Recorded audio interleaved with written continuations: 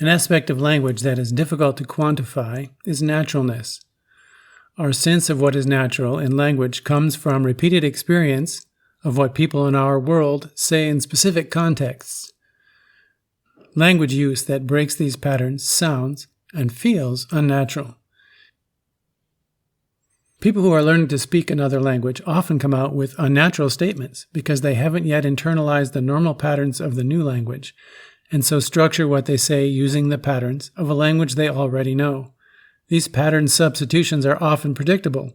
A fairly common one is using a verb where a native speaker would use a noun, or noun where a native speaker would use a verb. To illustrate, let's suppose that you have some friends who decide to get married. You could talk about that using the noun engagement or using the verbal construction get engaged. Which would you be more likely to say? Does either one sound strange? In this case, English speakers might be just as likely to use one as the other. Now suppose that you hear that a friend who hates fish ate a trout. Would you be more likely to say, I was surprised that he ate fish, or I was surprised by his fish eating?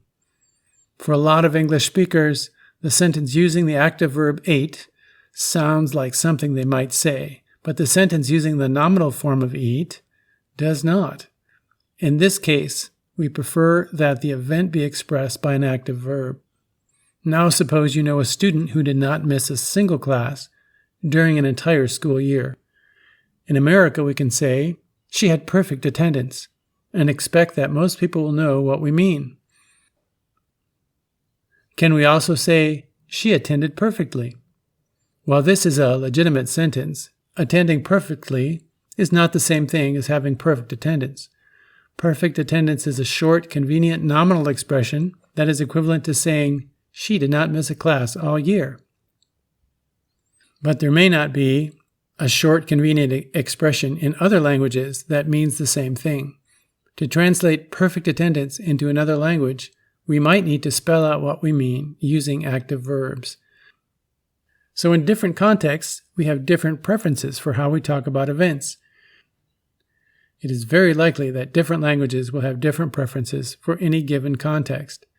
For a translated text to sound natural, the translator must choose the form that works best in the language of the translation, rather than use a structure that mimics the language of the original. Languages modify nouns in different ways as well. Different languages may employ different structures, and even when structures in one language appear to be the same or similar to those in another language, they may be functioning differently. For example, while in English, adjectives almost always come before the noun they modify, in French, some adjectives come before the noun, but most come after it. This means that the order of words in an English sentence might be quite different than its French equivalent. French also has adjectives that can come either before or after the nouns they modify, but convey different meanings when in different positions. Translators need to pay attention not only to the words they choose, but where they use them too. In Yarafolo, modifiers that correspond to English adjectives are most likely to come neither before nor after the nouns they modify, but rather to be integrated into them. This means that a two-word phrase in English will likely be translated by a single Yarafolo word. In video 18, we saw that in English we can modify a noun by simply placing another noun in front of it. While the exact way that the first noun modifies the second is not made at all explicit by the grammar, English speakers are usually able to choose correctly between the many possibilities based on their knowledge of the reference of the nouns and the context in which they are used. However, expressing the same relationship in another language often requires a different grammatical structure. For example, to translate these expressions into French requires the addition of at least a preposition, and sometimes an article as well, while other concepts that are expressed in English with two words require only one in French. The same holds when translating compound words. For example, the parts of this German word are the equivalent of hand and shoe in English, but to translate it, we would not call it a hand shoe, but rather a glove. On the other hand, this German compound is made up of a word that means staircase and another that means joke. One of its meanings is a witty comeback that you thought of too late. This is certainly a concept that many English speakers are aware of, but one for which we do not yet have a convenient one-word term. This means that to translate this one-word term from German to English, we may need to use an entire sentence. Another structure that functions differently in different languages is the relative clause. In video 18, we saw that English uses relative clauses for two different functions. One use is simply to provide more information about the noun it is modifying, while the other is to distinguish the referent of that noun from other referents that it might be confused with. While most languages do use relative clauses, the way they are constructed varies from language to language. While in English, relative clauses typically follow the nouns they modify, in Chinese they typically precede the noun. What is less obvious, but even more important, is that not all languages use relative clauses for the same functions. Some languages only use relative clauses to distinguish between two or more possible referents. This means that if you need to translate the other kind of relative clause into one of these languages, you cannot use a relative clause. For example, if I say, "My wife, who's playing tennis, will arrive at 7," you understand that the relative clause "who is playing tennis" is there to give you a bit more information about my wife. If, however, we need to translate the sentence into a language that only uses relative clauses to distinguish between two or more possible referents, using a relative clause here will imply that I also have another wife who is not playing tennis. To avoid this confusion, we might need to translate this sentence using two sentences, perhaps something like, "My wife is playing tennis. She will arrive at 7." Languages also differ with respect to verbs. In some languages, verbs convey various things in addition to the actions or states they describe. In some languages, almost all of the information about the relative time an action takes place, whether it's completed or ongoing, real or just potential, possible, likely, or desirable, is indicated primarily by making changes to the verb itself. In other languages, the verb itself does not change, and all of this other information is conveyed primarily through other elements found elsewhere in the message. Languages modify verbs in different ways too. Languages use a variety of strategies to convey differences in the manner that activities are carried out. One is to use different verbs that carry different nuances. English employs this strategy for many kinds of activities.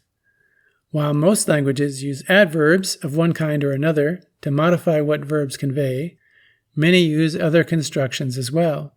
In English, we often use prepositional phrases for this purpose. For example, we can say that someone can turn suddenly, or we can say that they can turn on a dime. People can say that they will be there soon, or that they'll be there in a jiffy. These are expressions we learn as whole units, and though in some instances it may be possible to translate them literally, in most cases doing so would create confusion. What does it mean to turn on a dime in places where dimes are unknown? And does anyone know what a jiffy is? Translating from other languages into English can help us get a better feel for this. In French, for example, people may rouler à tombeau ouvert. Word for word, this means that they roll at open tomb. A more natural and understandable way to express this in English is to say that they drive quickly and carelessly, or that they drive recklessly. A rendering that comes closer to the emotional impact of the original idiom might be to say that they drive like a bat out of hell. Many languages use idiophones to modify verbs. These are sounds that evoke an idea. Like the first three strategies we considered, idiophones are elements that add nuance to the action conveyed by the verb, but they do this through mimicking experience rather than describing it. English uses some idiophones in informal speech. In other languages, idiophones are a normal part of everyday speech, whether formal or informal. When they are not present, language feels unnatural, contrived, and less precise. For example, in Mafa, spoken in Cameroon, a description of a moving ball might be accompanied by ndudndule to convey that it is rolling.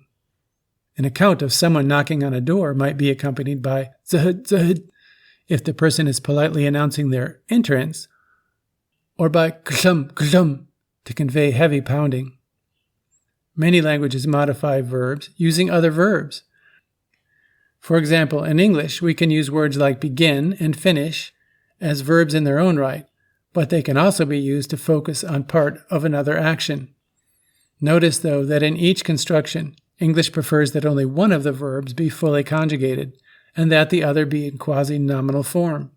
We can see this if we change the tense. Only one verb in each clause changes, while the other one retains its more noun-like form. In other languages, the same kinds of information are added by putting two or more full-on verbs together in a string. In Yarafolo, for example, finished eating is expressed with a phrase meaning eat and finish, and began to rain by a phrase meaning the rain begin and come. Strings of verbs can function together in other ways as well. In many languages that string verbs together like this, two verbs may work together to convey a single meaning. In Yarafolo, for example, to convey translate, a verb meaning change is combined with one meaning say. To say remember, a verb meaning think is combined with one meaning attain. To convey explain, say is combined with show. Even though other elements may occur between the two verbs, they must both be present to convey the singular sense. Conceptually, in some of these constructions, the second verb indicates the success of the first. In Yarafolo, the second verb sometimes signals a more specific altered state. Here, eating one's fill is rather graphically communicated by the combination of a verb meaning eat with another meaning swell. This strategy is used systematically in Chinese languages, where pairs of verbs are routinely combined with a small set of particles to convey ideas that, in other languages, may require a variety of other structures to convey. In these pairings, the added particles indicate degrees of potential or realization. For example, adding le after the second verb here indicates a completed change of state, while placing a negative bu before the second verb indicates that desired result was not accomplished. Different combinations and orderings make it possible to convey a wide range of nuances with great economy of expression. Rendering these same relationships in other languages may require considerably more verbiage. As we saw in our discussion of culture, languages do not have words for things that are not part of the world of the people who speak them. These may be objects, places, events, or societal roles. What can be more confusing, though, is when words in one language have meanings that share features with meanings of words in another language, but do not overlap completely. This is commonly the case for words used in connection with events like holidays, weddings, or funerals, where at the end people may end up married or buried, but the actions and expectations that make up the event can be very different. The last difference is one we can only mention in passing. While some languages have a written form, others do not. While some of the implications of this fact are obvious, many more are less obvious. All of them have to be considered when a need for translation arises. In the videos that follow, we'll delve a bit deeper into the implications that these differences between languages have for translation, as well as the array of other choices that translators must make.